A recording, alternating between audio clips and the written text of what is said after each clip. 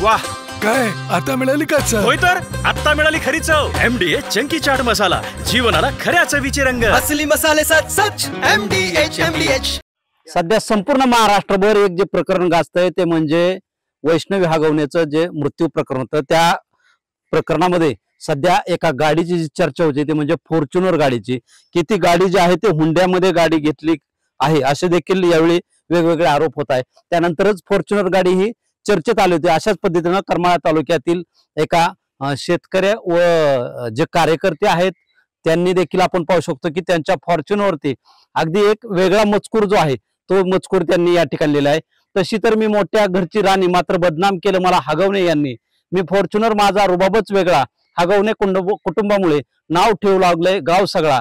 अतुल भाऊंनी मला रोखीत विकत घेतलंय, पण हगवण्यामुळे फॉर्च्युनर जातीला लोकांनी दूध धुतलंय असा जो मजकूर आहे तो या फॉर्च्युनर कारवरती लिहिलेला पाहायला मिळतोय. तर अतुल भाऊ देखील आपल्या बरोबर, त्यांच्याकडून नेमकं जाणून घेऊया.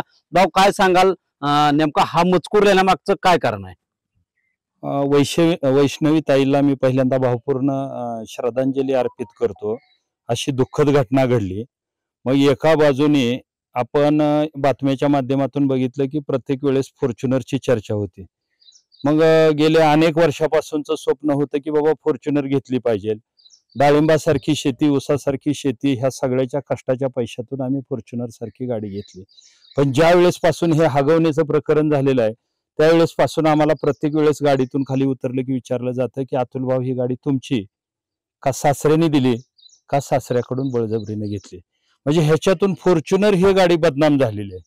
एवढी बदनाम झाली की ज्या पद्धतीनं फॉर्च्युनरची होती त्याच पद्धतीनं बदनाम फॉर्च्युनर झाली. तरी मी सर्वांना सांगू इच्छितो की आपली पोरगी श्रीमंताला देण्यापेक्षा आपली पोरगी गरीबाला, शेतकऱ्याच्या पोराला आणि संस्कारी माणसाला द्यावी, तरच इथून पुढच्या काळात अशी प्रकरणं घडणार नाहीत.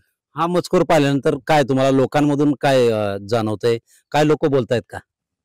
हे मजकूर लिहिल्यापासून प्रत्येक माणूस येतो, गाडी उभा करतो, गाडीच्या कडेने फोटो काढतोय आणि फोटो काढून ही गाडी प्रचंड व्हायरल व्हायला लागली की खरंच या पद्धतीनं फॉर्च्युनर जातीला बदनाम केलंय आणि फॉर्च्युनर जातीला धुतलंय.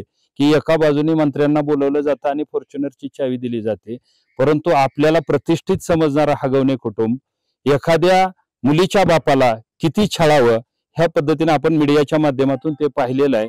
अशी वाईट घटना यापुढे घडू नये. पण ही जे गाडीवर लिहिलेला मजकूर आहे, ह्या मजकूरच्या माध्यमातून आम्हाला जिथं जिथं गेलं तिथं गाडीच्या कडेने फोटो काढण्याचं प्रमाण वाढलेलं आहे. परंतु आम्हाला लोक विचारायची तरी बंद झाली की बाबा गाडी तुमची आहे का सासऱ्याने दिलेली आहे. नक्कीच आपण पाहतोय की सध्या या लिहिलेल्या मजकूरमुळे सध्या ही फॉर्च्युनर गाडी सध्या करमाळा तालुक्यात चर्चेचा विषय ठरलेली आपल्याला पाहायला मिळते. तसेच या मजकूरमुळे देखील लोक या गाडीकडे येऊन फोटो काढण्यात देखत असल्याचं चित्र आपल्याला या ठिकाणी पाहायला मिळत आहे. शीतल कुमार मोठे, TV9 मराठी, करमाळा. MDH चणा मसाला. आता छोले असो किंवा चवळी, पांढरे चणे असो किंवा काळे चणे, सगळं काही कमाल बने. MDH